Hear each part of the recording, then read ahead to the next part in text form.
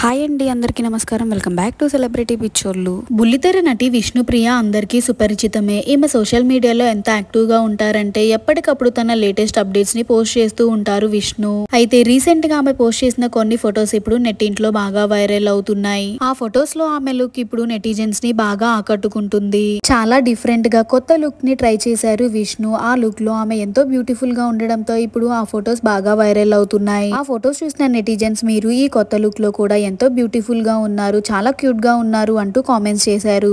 Vishnupriya post చేసిన ఆ photos ని ఇప్పుడు మీరు కూడా చూసేయండి.